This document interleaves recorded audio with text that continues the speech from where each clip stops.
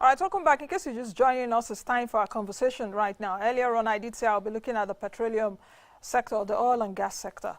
Dr. Ibe Kachikwu is joining me right now. He is the Chairman, Board of Directors of NNPC and President of African Petroleum Producers Organization, APPO.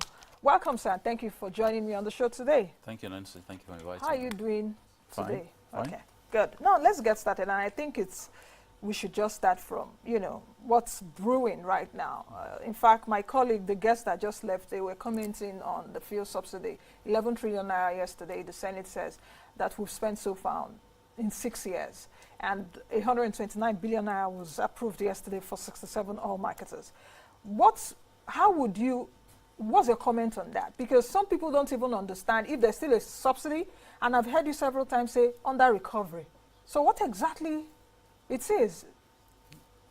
All right, but what's my comment? First, I can't comment on numbers because I haven't verified 11 trillion. But if it's for 6 years, then obviously a good bulk of that happened before we even came in 2015. What the numbers are currently are far, far less than that in terms of what happened between 2015 and now. But you know that one of the strategic things that we did in 2015, early 2016, was that we went on from the price of fuel from 85 then to 145, and immediately moved on to over-recovery. Over-recovery means that we were making slightly more than the landing cost of the product relative to the cost of purchase. And so we eliminated subsidy, and we stopped subsidy because the president was very worried about what he believed were all kinds of malpractices that influenced subsidy. The 129 billion that is being approved by the Assembly right now is obviously 129 billion to cover arrears of subsidy that came in before our time. Let me deal with this issue a little bit because it's an issue that needs a bit of elucidation. First, the whole concept of subsidy is not necessarily a bad thing. Yes. We have subsidy in agriculture through fertilizer. We have subsidy in the railway. In terms of, if you look at the transport fare between Abuja today and Kaduna, that certainly doesn't cover the cost of running it. We have subsidy in education. So subsidy as a concept, is nothing wrong with it. It's the management of the subsidy and the volume of subsidy that is the problem.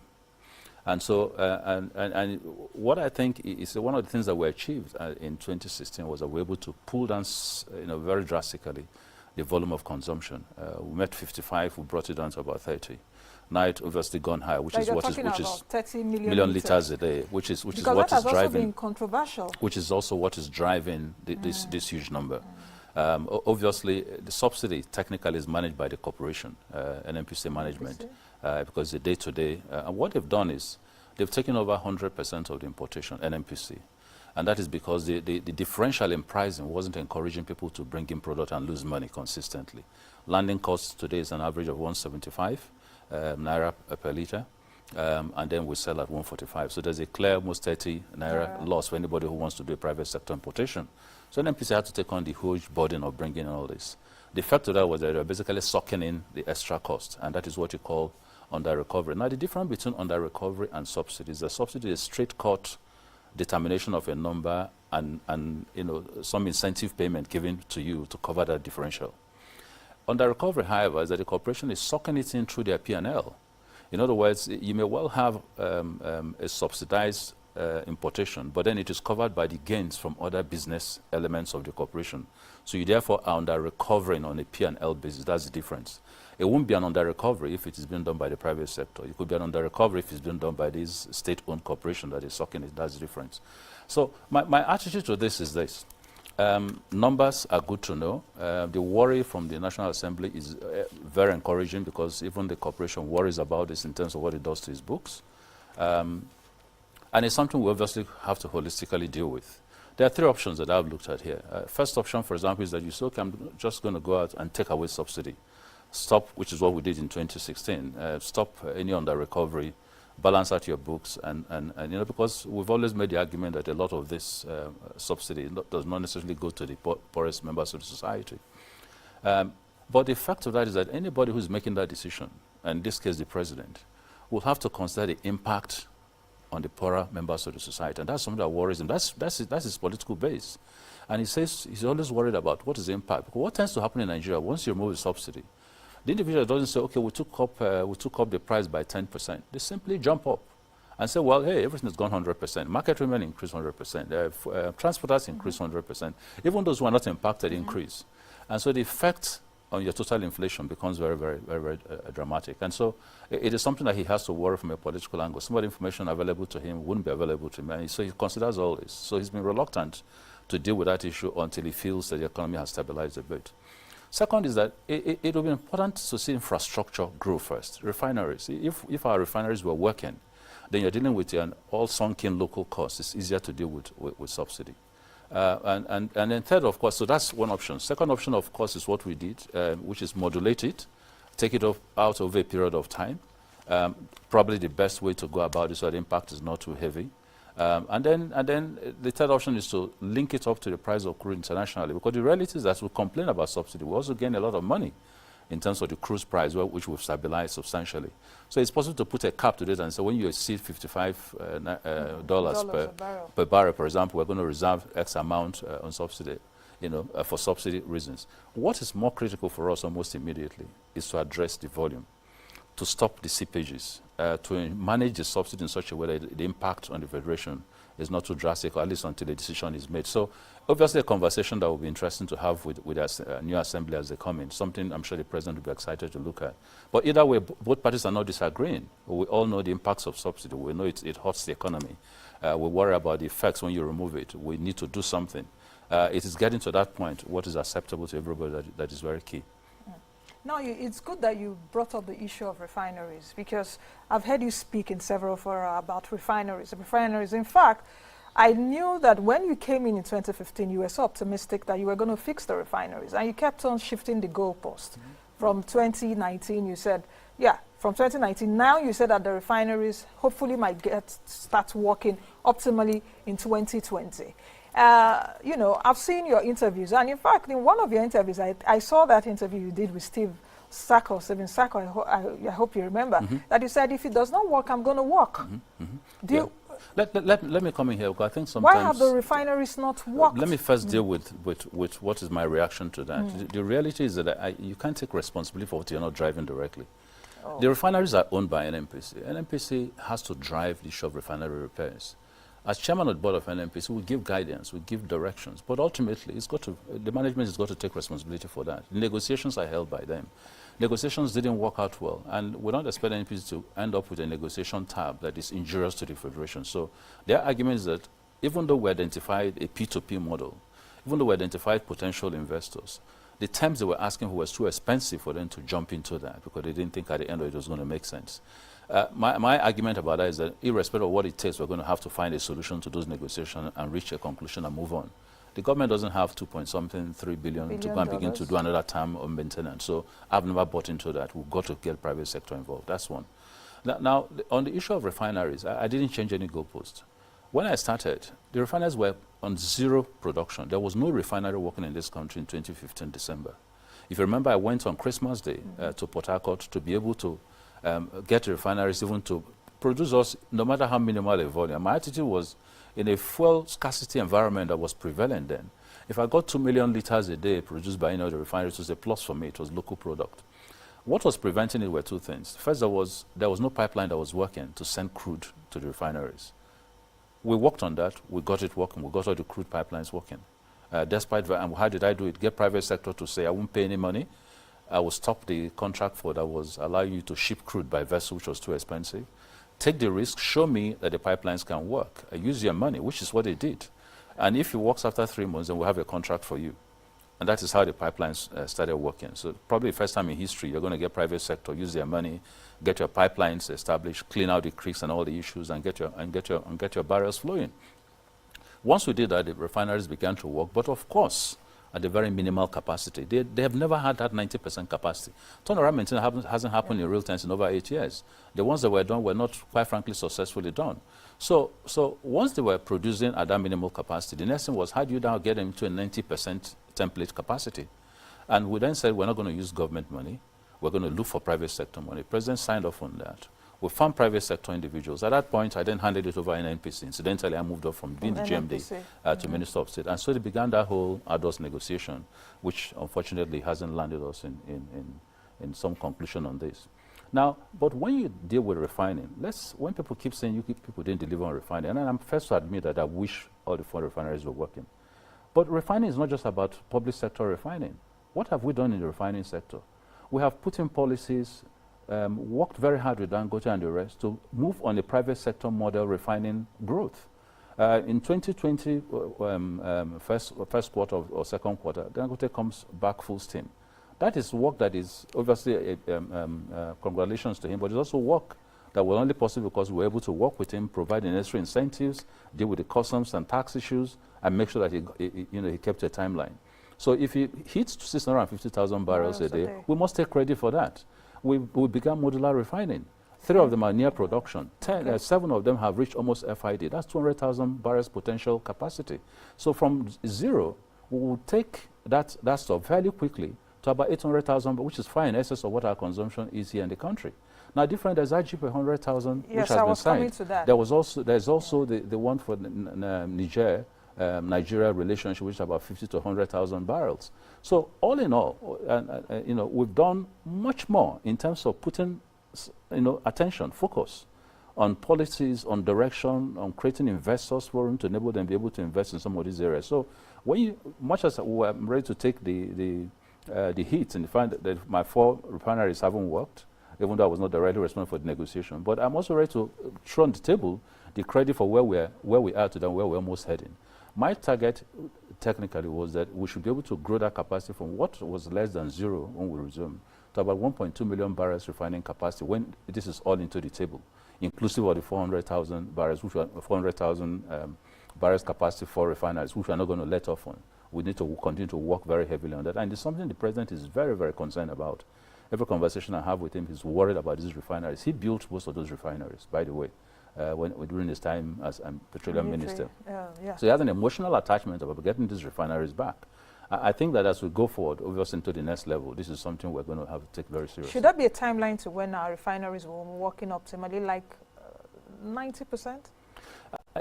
The reality is that once you shut down and do the work that is essential, you get it to 90%. Otherwise, why are you shutting it down? Is there going to be a timeline? If I give a timeline again, you say, well, you move the goalpost. Let's see how the negotiations go. What is going to drive our timeline, however, is the reality of today. The reality of today is that when Dangote refinery is up on 250,000 barrels, and you don't have your refineries on, you're beginning to sell scraps. So there's an urgency of yesterday to work on those refineries, and we have committed to it as anybody can be. But the deals have to be right, the circumstances have to be right, the push has to be right. It is obviously something that is going to be a major focus into the next agenda for the president. I would like you to elucidate more, especially on the modular refineries. It's good that you brought that in, because earlier on I know that 2 modular refineries were working, I think 10 in the Niger Delta, but now from what you've said, I'm aware right now that it's 3. Can you give us more, elucidate more on the modular refineries? Because I know the production capacity is not that much, between 5,000 to 7,000 barrels a day. 10. Or 10,000 barrels a day. Could there be a ray of light there? Oh yes. It is not going to solve your refining underperformance. Let's get it right. But what it does is that in very small it's like taking a small tabs at a big problem. What it does is that for each of the 10,000 barrels that you put out modular refinery, within the hub of application, whether it's the Niger Delta State, it provides work. It provides engineering. It sucks in, hopefully, those who are doing illegal refining that we're trying to get out. But cumulatively, what it does is ultimately, if you can get all 10 functioning, that's an average of about 200,000 barrels. It becomes a big thing. So a smaller investment, smaller capital, smaller technical skills required. Some of them may not even be as big enough to produce your typical PMS. They might be AGO factored. But at least it begins to take a stab at the refining issue. Okay, and they have good sulfur content, isn't it? Oh yes, yeah. Oh yes. For those that get into the PMS production, okay. Yes. Now let's take a look at the 7 big wins, which you have championed. Actually, the president launched it in October of 2016. The 7 big wins are the policy and regulation, business investment, gas revolution. Transparency and efficiency. Keep going. How many have I mentioned now? 4. You've done about 4. The international yes, international coordination, yes, part of infrastructure, it. Infrastructure and refining and all that. So yes. 4 over 7. Yes. No, you've done well. Bad. Absolutely. I mean, if every Nigerian picked it up that way, I would have done my job. Yes. So tell me about the implementation. I know that the 7 big wins covers all the stuff because it's an industry roadmap actually. But tell me about implementation, because most of the things that I would even speak with you about are all embedded in the 7 big wins. The whole idea of 7 big wins, which the president launched, was basically to create a collective focus on the entire industry. Because sometimes you deal with one, if you don't deal with the other one, the buckets don't bring you necessary income.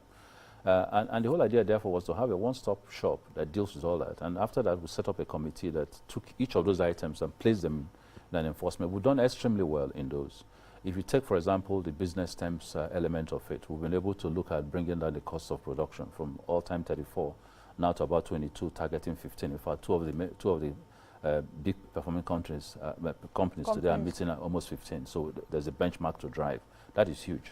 We've been able to deal with the cash call issue that was the reason why oil companies stopped any operations in Nigeria, no exploration, no increase in production, just shut down.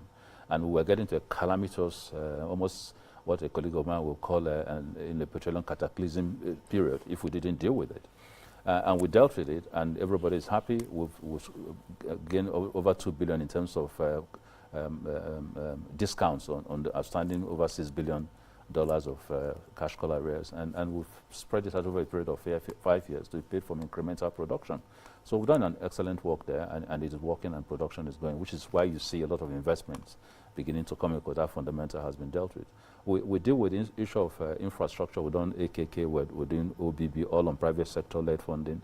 Obviously, refinery hasn't worked, but well, at least we're identifying people who are willing to put money in it. But even in refinery, like I said, you have Dangote, you have a couple of them also rising. You deal with the issue of transparency. The work that we did in NNPC, trying to restructure it, it was major and set the fundamentals for what a state-owned corporation should look like. We still have more work to do. There is not work finished, but at least the changing the philosophy that you do not owe Nigerians an explanation has gone. They deserve a right to know, and like any other serious corporation must be able to publish your books. We cleaned out all the unaudited reports over 6 years, brought it back to current. So a lot of work is gone in there. Internationally, we've done very well. Nigeria has led the world, really, in terms of stabilizing the market, creating the scholastic base for engagement for OPEC. We've got an OPEC Secretary General put in place. We've been able to stabilize prices from all-time $28 to $71 today. So again, we've done that. And Nigeria is one of the 5 countries that is a technical group in charge of modulations and ensuring that there's compliance within OPEC. So any which way you look at the gas area. We've increased gas reserve by over 3 trillion TCF, about 3 TCF. We've increased the production for gas. We've created a lot of focus on the gas flare. We've created a gas commercialization concept, which enables gas flare commercialization, which enables us to drive for oil companies that say, look, we don't have money to deal with flare issues, we say we're going to bring in third parties to put in the money, take the flare, turn it into substance, and relinquish us. And so why the United Nations is set 2030 as an exit period for flare, we've set 2020, 2021. So that's a big, bold move on that. We've started the LPG penetration. We've basically, we also have started the transportation of gas through virtual pipelines, which is basically specialized vessels and vehicles and trucks that can take gas into the hinterland. If we can expand on that while we're dealing with the massive infrastructure that is required in this sector, we'll be able to increase gas delivery to some of the power plants, some of the big industrial centers, up north, up west, everywhere. So we have begun to create some, we've addressed the gas pricing in such a way that there's a gas price equilibrium to enable you not suffer the local market in a way that you're benefiting just the export market. We've gotten very strict in terms of enforcement of the domestic obligations for oil companies. So gas is booming. Gas is actually on the verge of a major takeoff in this country because of a huge amount of work done, never before focused by this country and that, because that is going to be their twin earning capacity. In the next level, that is something the president and the team are going to have to focus on. Because if we can drive gas sufficiently, power will work, industries will come alive, twin earning capacity will come, and finally our reliance on crude as a component of petroleum will begin to reduce. And so we have more gas than crude. Oh yes, we have a 60-year reserve on gas. We have about 30-year reserve on oil. So you look at oil production as part of 7 big wins. We went from 800,000 barrels, all-time low, now to about 2.2, potential for 2.3. Target must be so what we're producing now is 2.2 about million 2.2, barrels, yes. not 1.78 anymore. No, we. And there's a politics around it. Yeah, yes. If you emphasize the crude element, which is about 1.8, that is where the benchmark for OPEC in terms of the subsidy. In terms of the production cap. Capacity. Yeah. So in the past, what had happened was that Nigeria simply reported 2.2, and so they were penalized whenever you had to do a cut on the basis of volume. And one of the things we did, which is an extremely good work with my team, was to go around the secondary sources all over the world and reconfigure our data. So we took away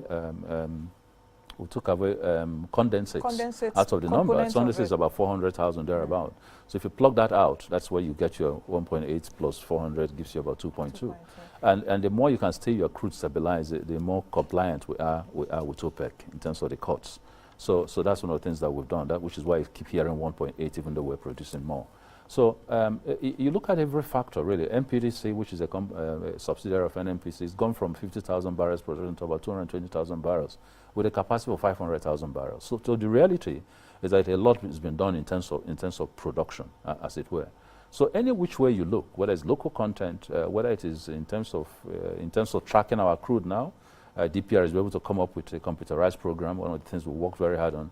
So today, on an on-time, real-time basis, we can identify what is happening in each of the production fields. We can identify when it is loaded, what is in storage, when it is discharged externally. So for the first time, we're getting ready for the big play.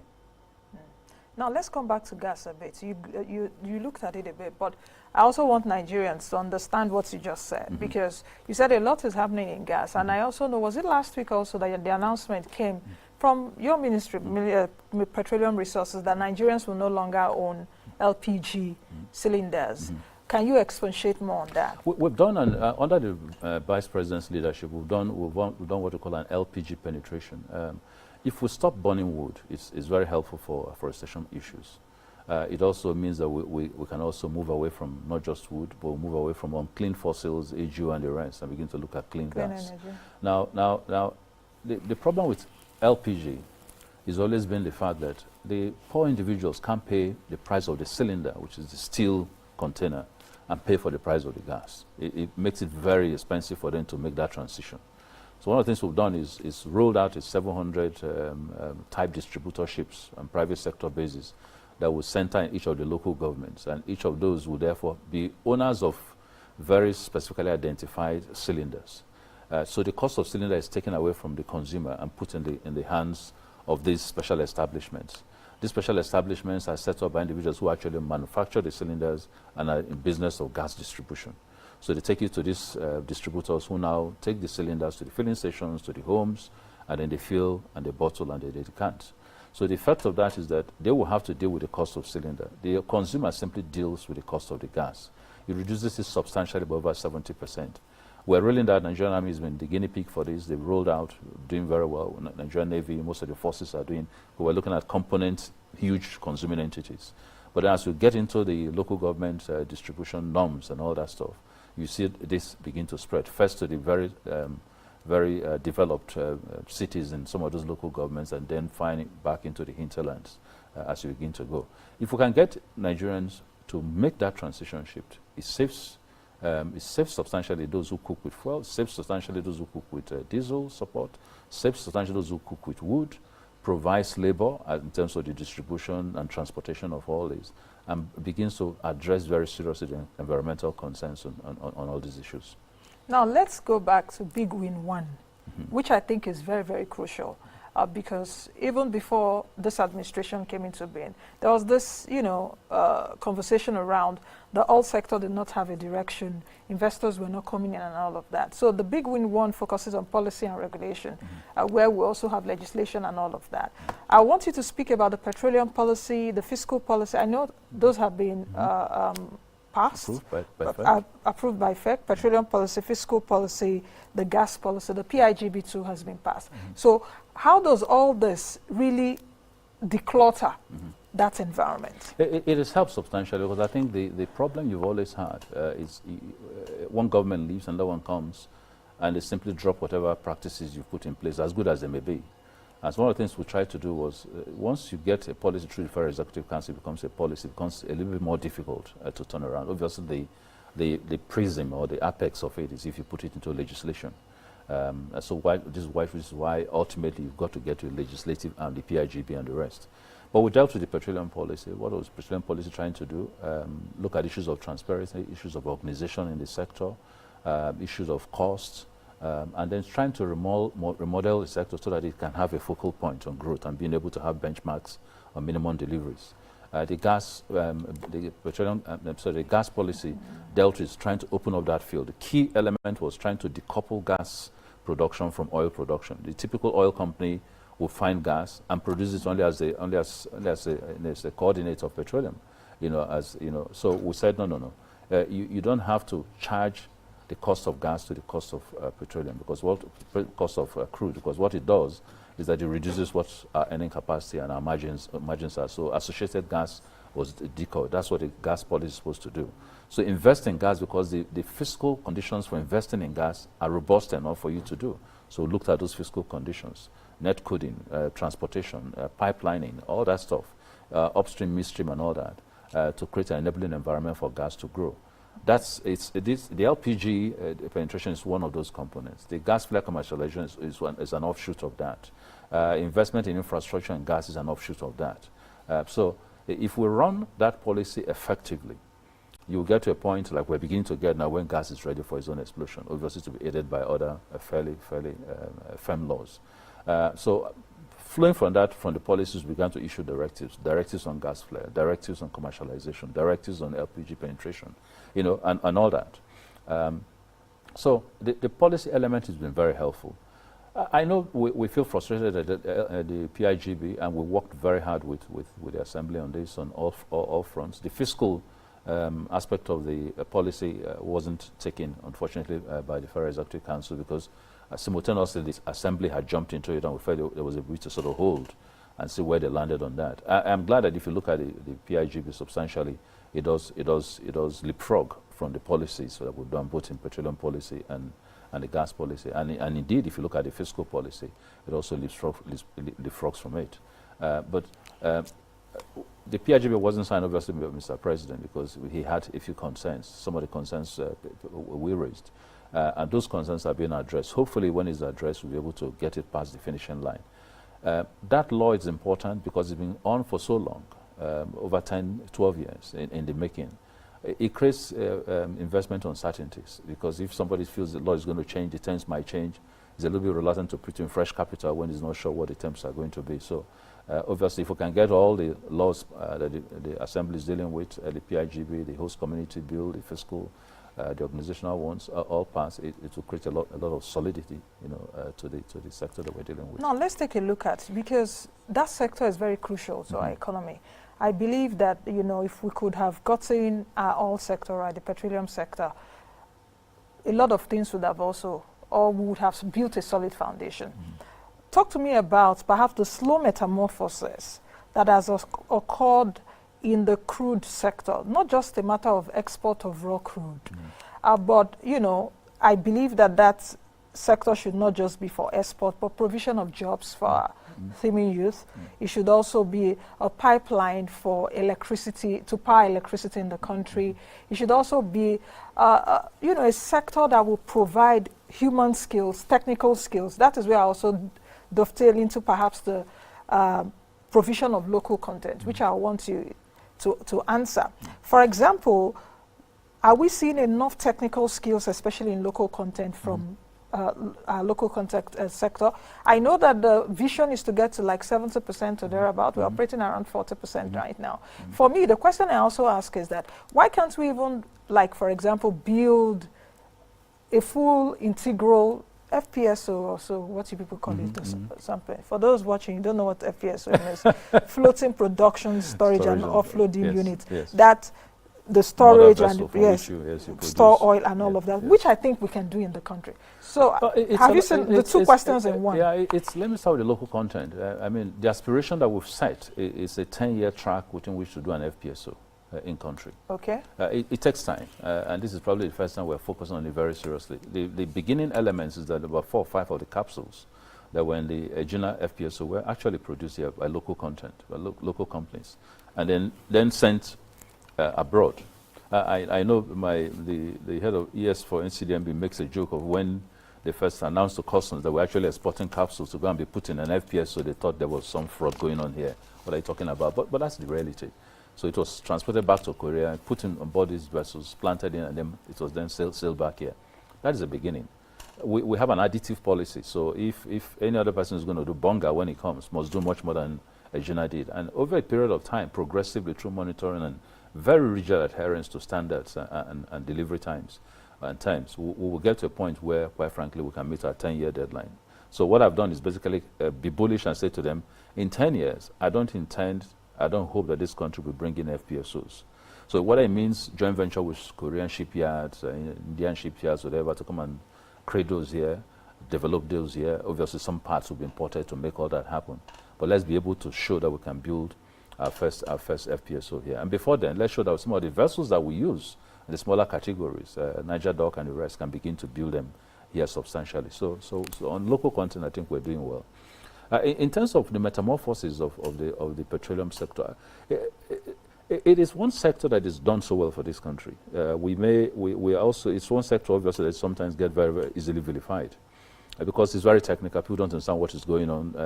Before the president came in, where he just basically opened up the window and said, let's look at us in terms of what we're doing. You really couldn't know.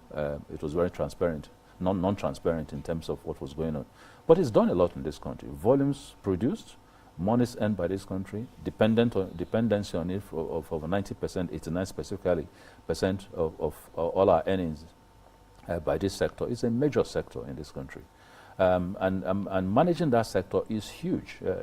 It has all facets. It has the knowledge and technical aspect. It has the financing aspect. It has the environmental aspect. It has the community aspect. It's a huge, huge play. And all that you've got to do successfully, because one thing going wrong, an environment can lead to a major spill that creates a major issue in the country. But it is doing well. And I think over the last 4 years, much more than any time before, we have been very methodical, very focused, very specific in terms of the things that we need to deliver, whether it's from the financing, whether it's from the investment, whether it's from the volumes, whether it's from the pricing, whether it's from the cost, whether it's from gas utilization, whether it's from environmental issues, whether it's from host community engagement that remove the security challenges that we had in Niger Delta. This sector over the last 4 years is delivered, quite frankly, bombshell in terms of achievement. Okay, that brings me to what you just said. When the president brought you in the last 4 years, that's 2015, a lot of analysts in the sector was like, oh, okay, Ibe Kachikwu is a round peg in a round hole. With over 30 years experience, I know you worked with ExxonMobil and all of that. Going forward, should the president bring you back? Well, that is not even something I can address. The president has an elective power. It's a huge power. He decides on his team, and I'm sure he's going to look at all the options that he has. I've always said that there's no monopoly of intelligence in Nigeria. We are an intelligent bunch of people, skilled, experienced. Any which way you look, you'll find skills. But I think as the owner of the job, he's also going to look at what has been done. I believe this sector has done extremely well. It's his decision to manage politics versus appointments versus everything. So we leave that to him. I don't think it's something one is going to begin to push. But would you give yourself a pat on the back that you did a good job, or did you live up to expectation?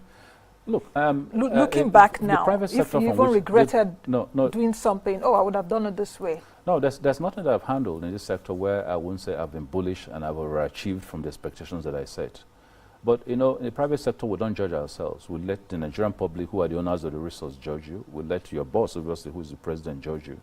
But I think in terms of a focused, dynamic delivery of end returns, this sector has more than met its benchmarks. I won't let you go because I know we have like 3 minutes to the end of the show. You were president of OPEC. Yes. At a time. If we take a look at what's happening globally right now. You're taking a look at shale growth.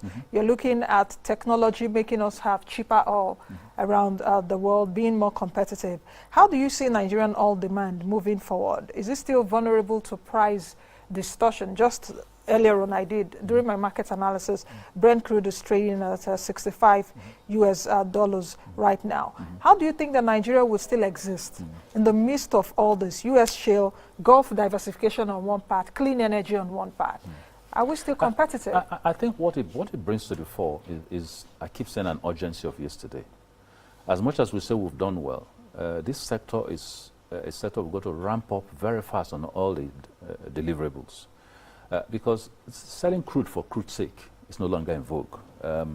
America has gone from being a net exporter to, quite frankly, becoming one of the largest producers in the world and a net exporter. Russia is increasing their volumes. Saudi Arabia is increasing their volumes. A lot of West African and African countries are finding oil, albeit not necessarily in the big quantities. So unless you do something to the unit recovery in your own oil decimal, very soon you find that you have oil that has no meaning. So refining is key. In fact, diversification, the way we talk about it in this country, must begin with diversification in the petroleum sector. That's faster to achieve. So we must begin to refine, we must begin to produce petrochemicals and the rest. That's going to be very, very helpful. We must begin to look at immediate markets, the African market, how do we put it together? And that's where my work in APO as the president over 3 years is yielding some results, and we need to focus on that. Because very soon, some of the markets that you see will begin to disappear. We'll have to begin to look for alternatives in oil. The tendency has always been for developed countries to wait and just crawl into the sector that is disappearing. We have to leapfrog into the electricity age, into the solar age, while protecting, while enhancing very quickly volumes that will recover here. And that is why the volume of production is key. We've got to increase that, increase the earnings, use that to diversify economy and help development while we're leapfrogging into the future. Okay, there are a lot of comments that have come on social media, and there's no time. It's already 11:55 and we've got to go. But perhaps I will tell Dr. Ibe Kachikwu to come again one of those days to answer those questions. But I see your comments on Twitter. Victor is saying, please ask your guest to enlighten us on the relationship between his sector and power generation. We glossed over it a bit. You know, Victor is saying, hello Nancy, please permit me to use this medium to congratulate Dr. Kachikwu for his dynamic leadership style. Okay, that's different. Yafuk is saying, can your guest actually tell Nigerians how consumption of petrol per day increased the gain from 35 to 50 million? He said it while he was responding. Many comments. But Doctor, I want to say many thanks for coming. Perhaps you come one of these days again to answer all these questions. Thank you, Nancy. Let's see how Always it goes. available. Thank you.